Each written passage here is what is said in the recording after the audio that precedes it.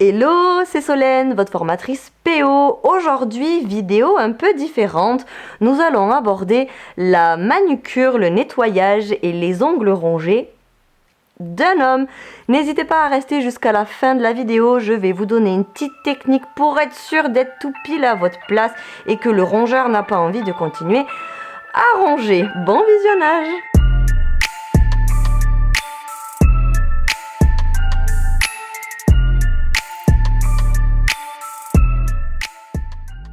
Ok, commençons. Donc, comme tout protocole, après avoir effectué mise en place de la cliente, enfin là pour le coup du client, de votre poste de travail, que vous avez préparé vos outils, désinfecté le tout et que vous êtes prêt à démarrer, vous allez attaquer votre protocole avec la préparation de l'ongle, comme tout autre protocole de prothèse.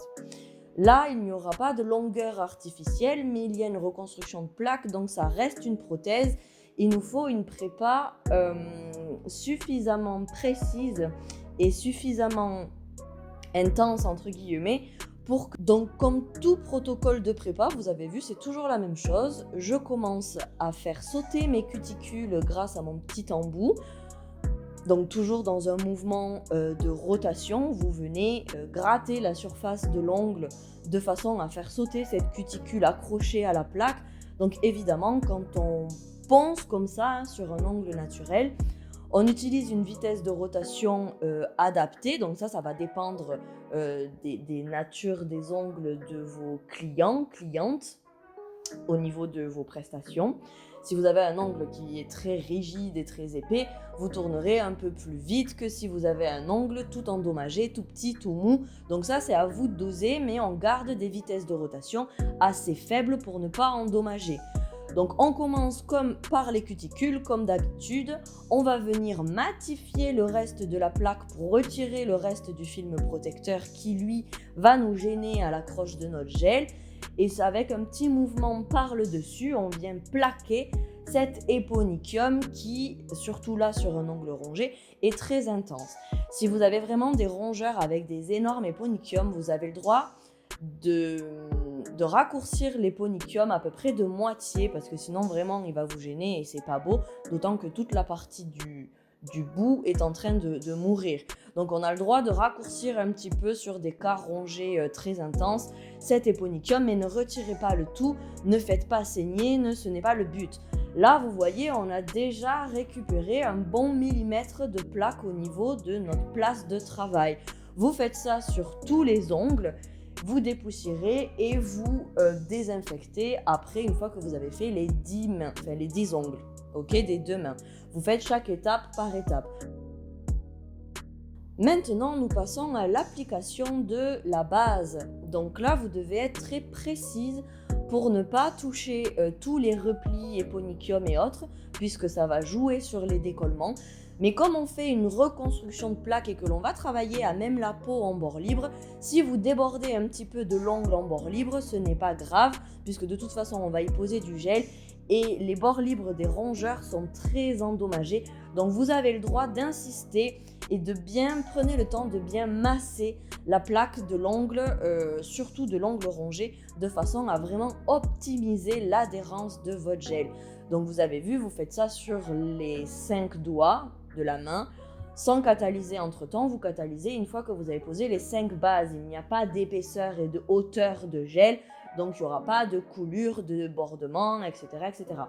Soyez précis, prenez le temps de bien masser cet ongle qui est un peu endommagé de par le côté rongeur de son porteur.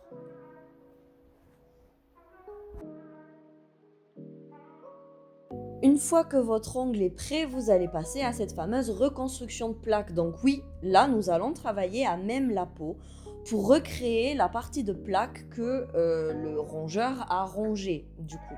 Donc vous voyez, je viens recréer un bord libre, mais on reste sur la pulpe, on reste sur le doigt. Hein. On ne va pas faire de longueur artificielle, ce n'est pas le but. D'autant que là, c'est un homme, donc on va essayer de faire quelque chose qui visuellement, bien, ne se voit pas. Juste rajouter la partie manquante de la plaque mangée par une petite prothèse en gel toute simple. Comme là, on n'a pas de longueur artificielle, il y a beaucoup moins de jeu de poids dans le vide, etc. puisque tout repose sur le doigt. C'est là où était censé être le vrai ongle. Donc là, il y aura beaucoup moins de jeux d'apex, d'équilibre, etc. Cherchez toujours, vous le voyez, je suis en train de le faire là avec mon pinceau, à créer un petit mur porteur apex médiane. C'est ça qui va donner l'équilibre de votre gel.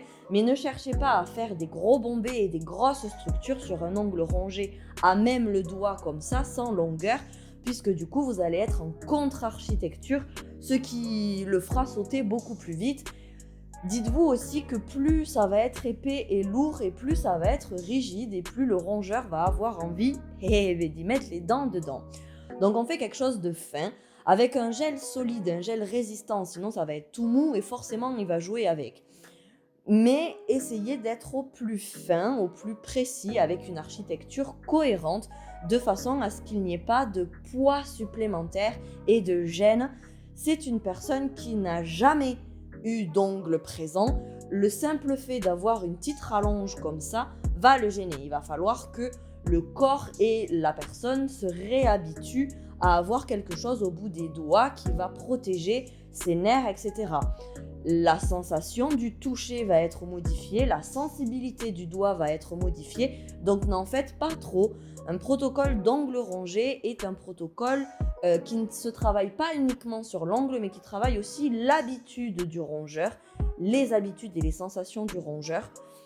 Donc faites des tests. Si jamais c'est trop long ou trop lourd ou quoi, il faut que votre client vous le dise de façon à ce que vous puissiez derrière compenser, réajuster la taille et l'épaisseur de la prothèse. Donc vous voyez là, je viens juste redessiner où est censé être son ongle naturel. On ne va pas du tout chercher à faire de prothèse, de forme particulière, de longueur ou autre. On travaille vraiment sur son doigt et sur ce qui est censé être, mais qui malheureusement n'est plus. Si vous avez un gel avec une texture suffisamment épaisse pour ne pas glisser, vous pouvez faire les 4 ongles catalysés et le pouce en dernier. Moi, j'ai utilisé une texture assez fluide, du coup, comme on est quand même sur la peau et que la peau embarque le gel, je préfère les catalyser plus régulièrement de façon à avoir beaucoup moins de limage, notamment sur un ongle rongé où le coup de lime de trop va faire que ça ne tiendra pas. Déjà, sur des prothèses artificielles, le coup de lime de trop vous ouvre vos points de rupture et autres. Là, moins on va limer et moins on va fragiliser le peu de structure et de place que l'on a. Donc vous voyez, je viens bien gainer ce point de rupture qui n'existe plus. Là, il faut en recréer. Donc là, on est typiquement en train de poser un boulon, un boulonnage. On vient injecter du gel dans cette rupture qui, là, pour le coup, est complètement à nu puisqu'elle a été arrachée par des coups de dents. Là, on est sur un rongeur plutôt moyen, c'est-à-dire qu'il a attaqué tout son hyponychium, il a attaqué toute sa ligne de rupture, mais il n'a pas encore attaqué totalement toute sa zone de stress. Donc vous pouvez vous dire que vous aurez moins de risques de casse et de décollement et autres, puisqu'il y a quand même une petite base d'équilibre. Il lui reste quand même une plaque, même s'il a commencé à attaquer toute la partie bord libre et rupture, il n'a pas encore attaqué tout l'équilibre de sa zone de stress et autres. Vous avez des rongeurs qui attaquent le tout. Donc là, on fait encore plus court, encore plus précis et encore plus léger. Sinon, vous pouvez être sûr que ça va lâcher. Bien, maintenant nous passons au limage. Donc le limage, là, il va falloir être prudent pour ne pas aller trop loin. Vous allez voir, on va juste reprendre la rectitude, une forme un petit peu esthétique et travailler le collier comme d'habitude, comme ça on est sûr que tout est à sa place. On a un angle qui de base est en trapèze, donc tant pis, on va pas pouvoir rééquilibrer complètement, c'est pas grave, de toute façon on n'a pas de longueur artificielle, donc là c'est pas le but. Vous devez juste faire en sorte de créer un angle qui n'a aucun côté abrasif. Donc vous allez enlever les angles, vous allez enlever les petits glissements du gel, vous allez décrocher de la peau de façon à créer un tout petit bord libre pour reformer et on va travailler le lissage et le collier. Faites attention à votre structure. Donc là vraiment le but est de venir tout lisser et rendre tout harmonieux de façon à ce que ça ne se voit pas. Donc vous avez beaucoup moins de complications par rapport à la balance, aux lignes, etc. puisque là, il y en a déjà plus, hein. Donc on affine le collier au niveau des replis pour libérer tout ce collier de son poids de gel, hein. On vient faire une mise en forme suffisamment arrondie pour ne pas qu'il y ait de petites gênes qui donnent envie aux rongeurs de ronger. Et après, c'est du lissage et de l'esthétique au niveau du visuel, de façon à ce qu'on ne voit pas que c'est un ongle artificiel. Et n'hésitez pas à venir décrocher un tout petit peu le demi-millimètre en bord libre pour pouvoir positionner votre slim et libérer, on va dire, le mouvement du doigt en dessous. Libérer la peau de la pulpe pour pas qu'elle reste accrochée au gel, ce qui va diminuer la petite sensation de gêne de par le gel, hein. Là, on travaille sur un homme en plus, donc il n'a pas du tout l'habitude d'avoir du gel, de la rigidité et une prothèse au bout du doigt. Donc libérez le demi-millimètre en bout là au niveau de la pulpe pour vous faciliter un petit peu le travail et alléger le mouvement au niveau du doigt. Rendre le mouvement au niveau de la peau du doigt d'en dessous.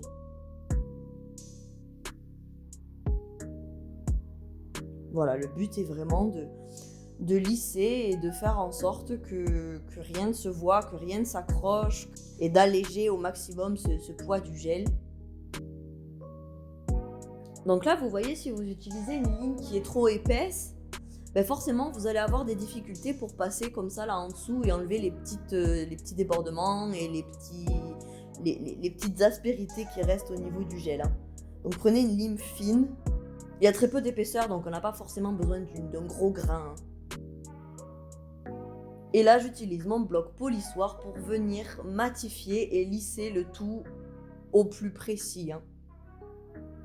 Donc là, on cherche pas, il n'y a pas de technique, on matifie le tout, on y va, faut que ça lisse, faut que ça matifie, hein. Le bloc polissoir va matifier votre matière, mais ne va pas retirer trop de matière. Donc vous pouvez y aller, vous n'allez pas déstructurer votre ongle avec un polissoir. Vous allez vraiment lisser tout le dessus.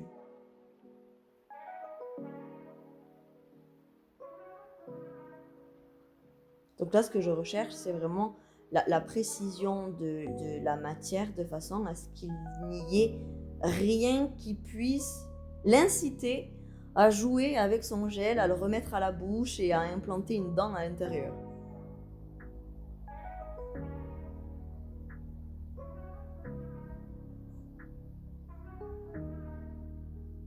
On dépoussière et on désinfecte en même temps, comme ça on est sûr. On nettoie bien tout. Et maintenant que c'est fait, on va passer à la finition, puisqu'ici, il n'y aura pas de couleur ou de déco. Application de la finition. Donc là, nous venons poser une finition mate, puisque c'est un homme, et le but, c'est que ça ne se voit pas. On n'est pas du tout parti sur de la recherche de décoration ou d'artifice de longueur. Là, on vient juste récupérer une plaque qui est censée être à sa place, de façon à embellir un peu la main, mais sans rentrer sur de l'artifice à 100% visuel. Donc j'ai correctement travaillé la pigmentation de mon gel en dessous pour me rapprocher au maximum de sa carnation de plaques naturelles. Donc on a fait des petits mélanges avec des covers, etc. On a matifié, on a lissé, on n'a pas besoin de déco, on vient appliquer une finition mate de façon à ce que ce soit le plus invisible possible. Donc la finition, toujours travailler avec les ongles vers le bas de façon à ce que ça ne crée pas de surépaisseur au niveau du repli contre l'éponychium. Elle va glisser vers le bord libre et ça va vous l'affiner sur tout ce pourtour du collier. Évidemment, aucun débordement, aucune bavure, aucune chevelure, rien du tout, sinon il va jouer avec. Une fois que la catalysation est effectuée, vous venez vérifier, là on est sans résidus, donc il n'y a pas à dégraisser. J'applique une bonne hydratation de façon à prendre soin un petit peu de cette peau très abîmée. Et on se revoit ensuite pour le remplissage. Donc le remplissage d'un ongle rongé comme ceci, c'est pas 3 semaines. C'est d'abord 7 à 10 jours.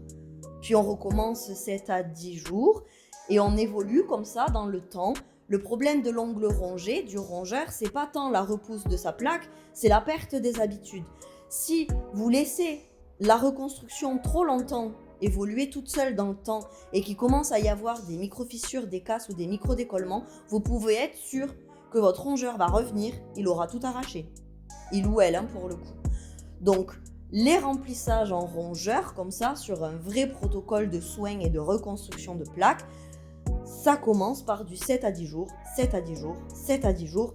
Et ensuite, quand vous avez récupéré une plaque et quand vous sentez que votre client a perdu petit à petit ses habitudes, là, vous pouvez petit à petit rallonger les cycles de remplissage de façon à retomber par la suite sur des cycles classiques. Voilà le résultat. Le but est que ça se voit le moins possible. Donc vous voyez, c'est tout fin. Ça a été, c'est perturbant au début de travailler sur les hommes parce qu'ils n'ont pas exactement les mêmes structures, les mêmes tailles et les mêmes mesures que nous, mais ça se fait très bien. Petite technique, si vous avez du mal à réenclencher visuellement l'ongle dans le doigt, vous pouvez lui dessiner dessus votre médiane, vos parallèles et la forme définitive de sa future plaque de façon à poser votre gel tout pile et de gagner en temps de l'image. Si vous voulez éviter que vos rongeurs ne continuent à ronger, faites en sorte d'avoir des angles tout lisses, une structure tout lisse et des bords bien arrondis de façon à ce que personne n'ait envie de titiller ses petits doigts. Et dites-moi dans les commentaires si vous aussi vous êtes rongeur ou rongeuse ou que vous avez quelqu'un dans vos entourages qui vous prend la tête. N'hésitez pas à me donner vos expériences en commentaire et retrouvez-moi sur les autres réseaux sociaux TikTok et Instagram pour plus de conseils. Bisous!